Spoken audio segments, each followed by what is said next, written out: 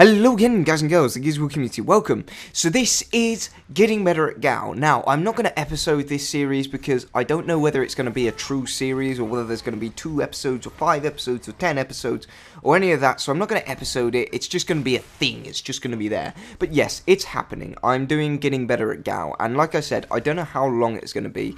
I don't know how much I'm going to invest in it. I don't know what I'm going to do, because that's part of the reason. That is part of the reason, because with the Road to GOW 4, I had a plan, and I was going to do this, this, and this, and I did miss out a few things, and I ended it a little short because I felt like it was time to end it. But here we are, getting better at Gears with Chrissy, and so a few things to mention. Like, I didn't really know that I was going to do this. I thought that, you know, I'd mentioned it before, and I was like, nah, Gears or GTA, that's going to take over. And I didn't really get into GTA that much, and I might still get into it, but I might not. And in a couple of weeks, if I am able to make League of Legends videos, then I'm really going to pile on that, because when I get my new computer and I can make League of Legends videos, and it all works out for me, then I am really going to make lots of League of Legends videos, because I love that game. But yeah. So here we are, getting better at GOW, and so before I jump into this very first episode of something that is not an episode, let's talk about the gameplay. It's just a quick 3-rounder, well, I wouldn't say it's quick, but it's a 3-rounder gameplay. It was against a couple of good guys, couple of bad guys, couple of good guys on my team, couple of bad guys on my team, lots of variations of skill. It was really entertaining to watch. I almost got a clutch on the first round, but if I had, then the third round wouldn't have happened. It would have been 5 minutes long, and it would have been, you know, not long enough to use. So I'm glad that I didn't clutch it on the first round, kind of. But yeah, so what are we talking about in this first episode? So I wanted to make this first episode the very most important thing to go into any game when you are trying to improve. Now, there is one very specific thing that loads of people seem to just ignore, and that is taking responsibility for your own mistakes. Loads and loads and loads and loads and loads and loads and loads and loads and loads and loads of people do that. They just ignore things. They're like, in Gears it's all about, oh yeah, I got sponged, it was BS, and oh, it didn't happen, and you know, I did it perfectly, and I did everything I was supposed to do. And then, for example, for those of you who play League of Legends, you know what I'm saying when I say that everybody on League of Legends just blames their team. It's so awful, but it's just a fact of the game. Like, low-level players, they just do that. And it's throughout every single game, the very most important thing to getting better at any game is to admit your own mistakes. And, you know, that goes for 90% of things in life as well. Like, if you want to get better at anything, you have to be able to recognize your mistakes. So, like I said, the very first thing that comes to my mind when I'm talking about Gears is people, they complain about sponging so much. So this is the first thing I want to help people get over. If you have, any of you, if you record, if you have a recording device, if you record but don't make videos or anything like that, next time you sit there and you're like, I got sponged. After the game, end the recording, go back, look at it, and just look for yourself, because I guarantee you it probably wasn't a sponge. And you know, the reason I know this is because I used to be like you guys. I used to be so annoying when I used to play with my friends. I used to be the most tedious person to play in private COFs with. That's the kind of thing we do to warm up before we go into a competitive match, because I used to be like, you sponge me, you sponge me, you sponge me. And then eventually, like one day, I was in a private King of the Hill with a couple of friends, and you know, I thought I got sponged, and my friend was just like, no, shut up, upload it to YouTube, we'll see for ourselves. And he was right, I didn't get sponged. And then I started looking at other things. I was like, that's not really a sponge. And, you know, you really just have to sit there and say to yourself, am I really getting sponged? Am I really getting BS'd? Could I have done something better there? This is the first very major milestone for a lot of Gears of War players.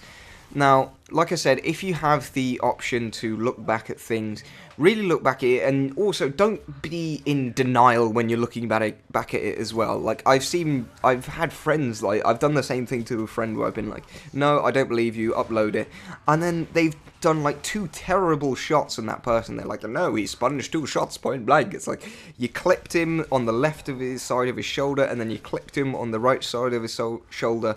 And then even when he uploads it, and I'm there like, dude, look at your own video. People are there like, nope, he sponged me. So yeah, you've got to look at it, and you just cannot be in denial about it.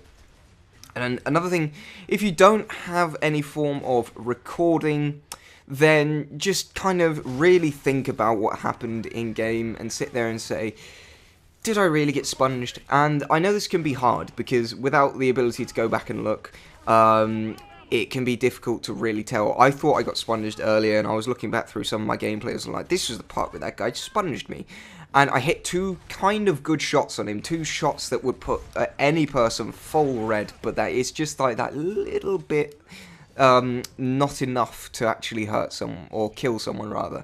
And even that fooled me these days, and these days I tend to look at things and I'm like, no, I did not get sponged there, that is not BS, that is me playing like noobie. And yeah, that's true, I do look at that most of the time, but some of the time I still get fooled. Some of the time I sit there like, I did get sponged there, but I didn't actually. And just to clarify, people, I'm not saying that sponging doesn't exist. I've done like thousands of commentaries on this kind of stuff before. But it does exist, just not as much as people would like it to exist, because it's a perfect excuse for a lot of people. Another thing is, just don't blame your teammates for anything, or, you know, it's hard to do that when you're in quick match and things, but if you're in a competitive team or anything like that, don't blame your teammates. You know, maybe they did something wrong, maybe they did, but you have to sit there and say, could I have done something wrong? And I know, once again, this can be a little hard sometimes. Maybe a teammate completely ruined a situation for you, but maybe you could have also recovered it, and maybe you could have done something better. So maybe you should point it out, but make sure to be critical of yourself at all points, because that is the point to improving. Being critical of yourself and making sure that you can note your own mistakes within a team, noting the fact that you can do something better. Another thing is, if you truly want to get better at the game, just sit back and stop saying, oh, I only play for fun. Oh, I only play for fun. If that's true, then don't watch this series, because this isn't going to be a series for the kind of people who are like, oh, he's doing that, but I don't do that because I'm playing for fun. It's like, it's not really that much of a thing anymore, but back in the day, everybody used to be like, oh, he hard aims.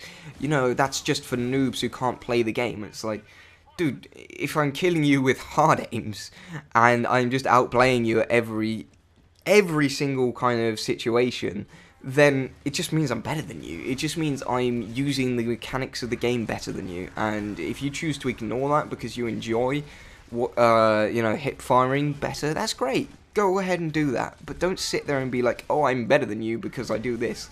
Because the only thing that matters when it comes down to who's better is actually who can do things better, who can use the game to their advantage better. And I know throughout the competitive scene, there are a lot of things that have been banned out, and there are good reasons for they're good reasons for things like Hammerburst and Retro and Sword Off being banned out in competitive play, so it's not the full amount of gears right there, but let's be honest, guys, if you had 2 teams who really wanted to win, all using Hammerbursts, it would be impossible to move, you know, because those guns are ridiculous.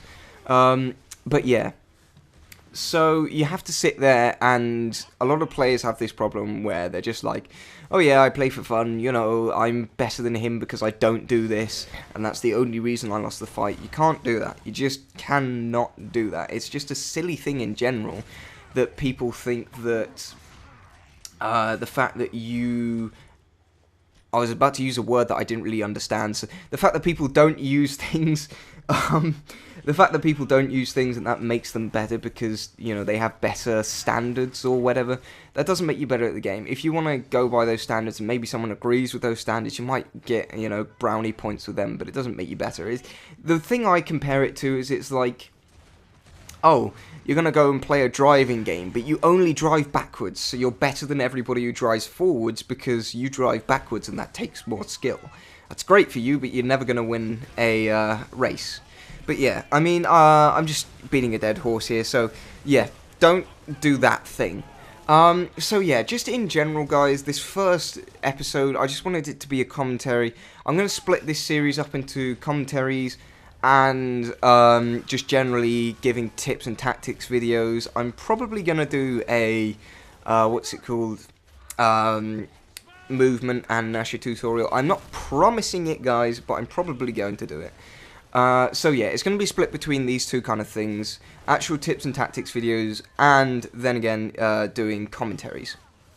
So yeah, guys, I hope you enjoyed. This is, like I said, the #1 thing that comes before anything. The reason I'm doing this is because I can teach you things, I can show you something, and that's great.